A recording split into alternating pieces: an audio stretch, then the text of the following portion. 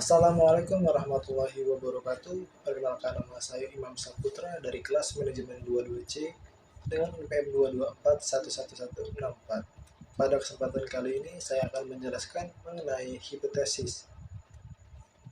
Pengertian pengujian hipotesis. Hipotesis berasal dari bahasa Yunani yaitu hupo, artinya lemah atau kurang atau di bawah. Tesis berarti teori, proporsi atau pernyataan yang disajikan sebagai bukti.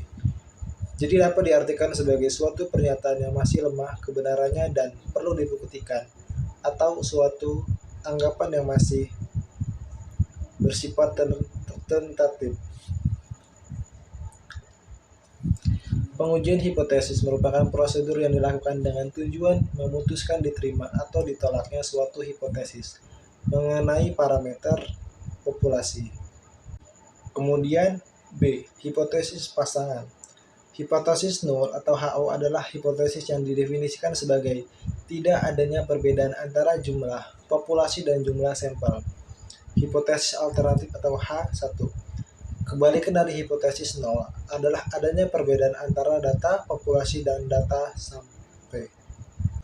Kemudian C.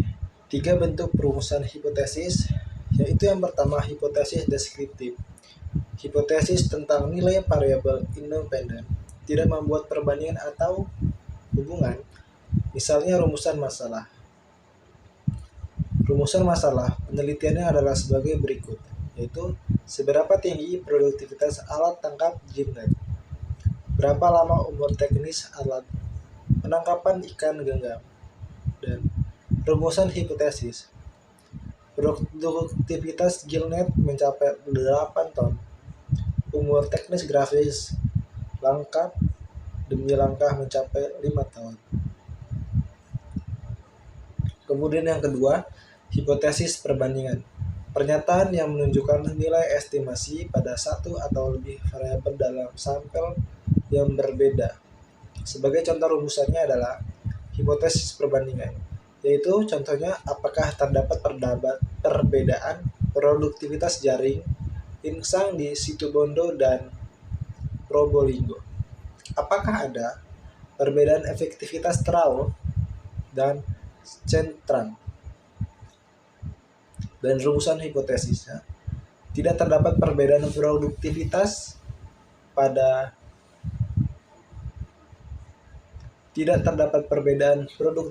padi di Situbondo dan Probolinggo. HO sama dengan 1, 2H efektivitas trao tidak berbeda dengan cantrang HO.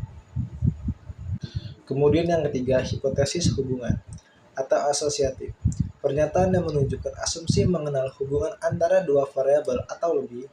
Sebagai contoh perumusan hipotesis asosiatif, yaitu apakah ada hubungan antara jumlah fitoplankton dengan hasil tangkapan. Apakah ada pengaruh penambahan jumlah awak kapal terhadap jumlah hasil tangkapan. Rumusan hipotesisnya adalah tidak adanya hubungan antara jumlah fitoplankton dengan hasil tangkapan.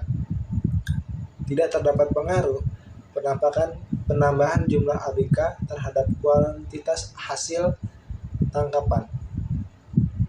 Ciri-ciri hipotesis yang bagus, yaitu yang pertama, hipotesis harus menyatakan hubungan. Yang kedua, hipotesis harus sesuai dengan fakta. Dan yang ketiga, hipotesis harus sesuai dengan ilmu pengetahuan. Yang keempat, hipotesis harus dapat diuji. Yang kelima, hipotesisnya harus sederhana.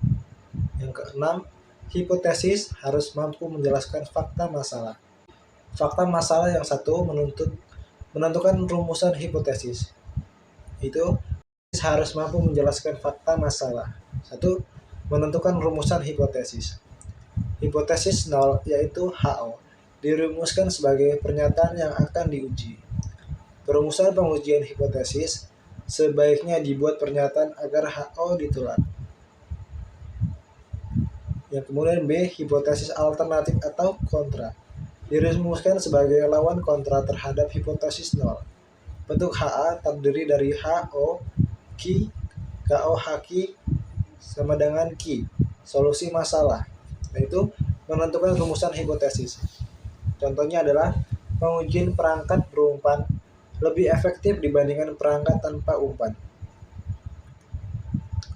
Hipotesa HO, perangkat berumpan sama dengan perangkat berumpan sama dengan perangkat berumpan lebih efektif dibandingkan perangkat berumpan waktu perdaman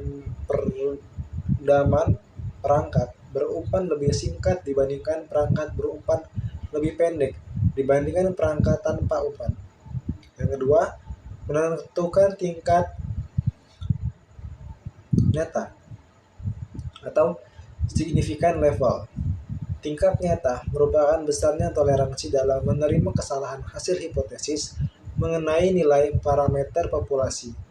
Taraf nyata dalam bentuk persen, umumnya 1%, 5%, dan 10%. Ditulis 0,01, 0,05, dan 0,01. Besarnya kesalahan disebut sebagai wilayah kritis suatu pengujian atau wilayah penolakan. Kesimpulannya, hipotesis adalah jawaban sementara dari seorang peneliti.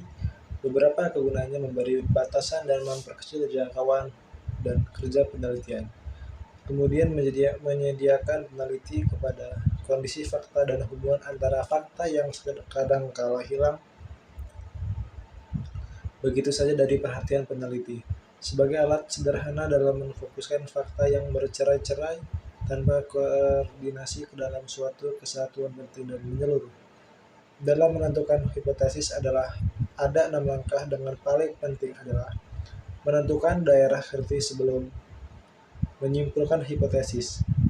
Dalam hipotesis juga perlu menentukan signifikasi sehingga membuat penarikan hipotesis bisa dipercaya semakin kecil, nilai signifikan seperti 0,01%.